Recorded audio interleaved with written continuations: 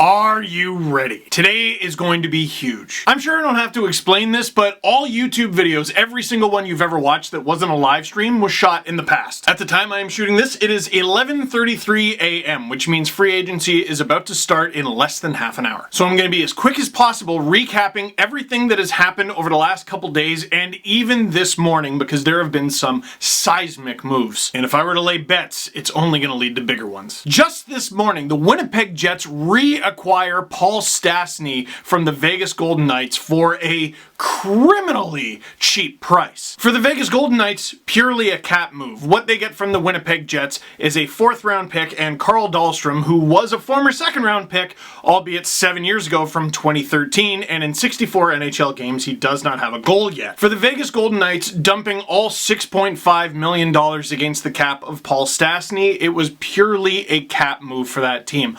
Not so much for the Winnipeg Jets, who have been very vocal about wanting to go out and get a second-line center.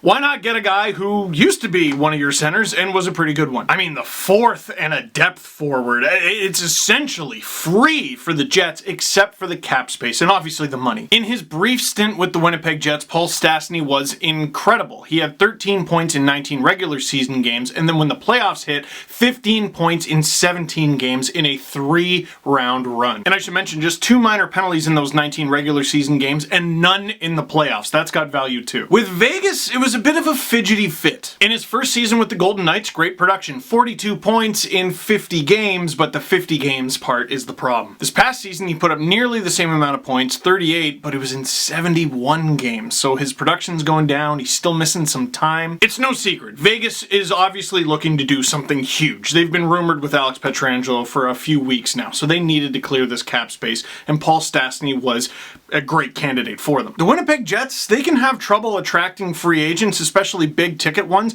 Why not get a guy who you're already familiar with, especially if the price is that? Familiar face, built-in chemistry. You filled a need that you were desperately trying to fill, and the price was practically nothing.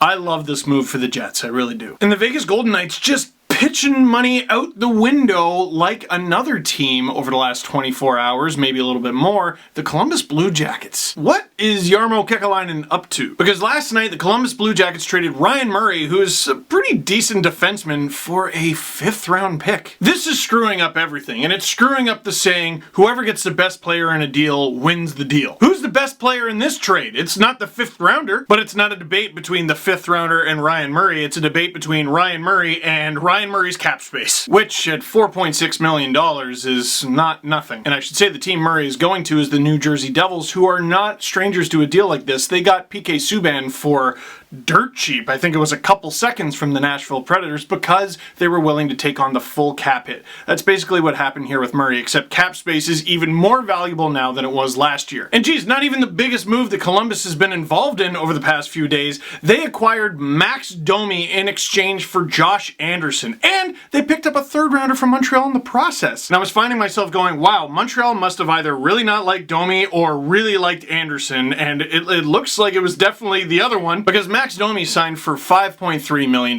for the next 2 years in Columbus. Josh Anderson signed for $5.5 for the next 7 in Montreal. Risky move for Montreal, a guy who only had, 1 goal in less than 30 games played last season. They must believe that he's healthy and ready to go and in his prime, because otherwise they wouldn't have signed that deal. But a healthy, prime Josh Anderson absolutely fills a need that the Montreal Canadiens have. Looking back at Columbus, what are you up to? We already know from last year's trade deadline that Jarmo Kekalainen is not bashful. Supposedly the Blue Jackets tried to offer sheet Mitch Marner from the Toronto Maple Leafs. Remember that?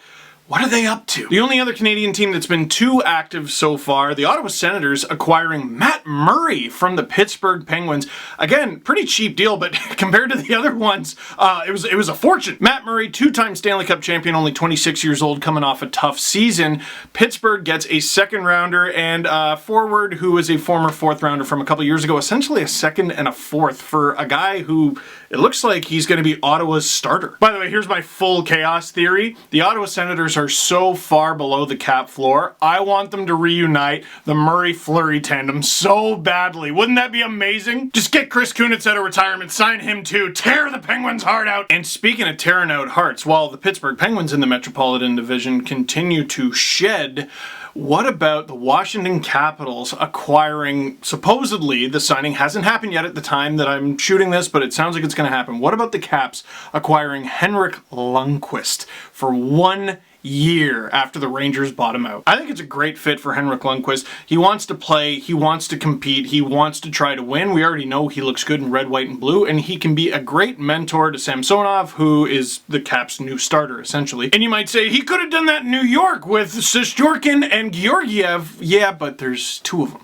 And the Rangers did not want to pitch one of their young goalies out the door. That, and the Rangers had Lundqvist at an $8.5 million cap hit, whereas the Capitals are going to have him at a fraction of that. Is he the goalie he once was? No. But I like the situation for him, and it's hockey, man. Stranger things have happened. What if he turns the clock back? I'm gonna cut it off here because there is so much going on. I keep looking down at my phone, and I am trying not to at the time I am shooting this. I hope you enjoyed the video because I'm sure by the time you've seen it that it's out of date, but it's hopefully entertaining at very least. It's like opening a time capsule that was buried an hour ago. So that is it for this one. Thank you very much for watching. Click like if you like this video. Click subscribe if you really liked it. Tell all your friends to stay tuned to Sportsnet's YouTube channel. That's this very YouTube channel that you're watching right now, because we're gonna have a lot today.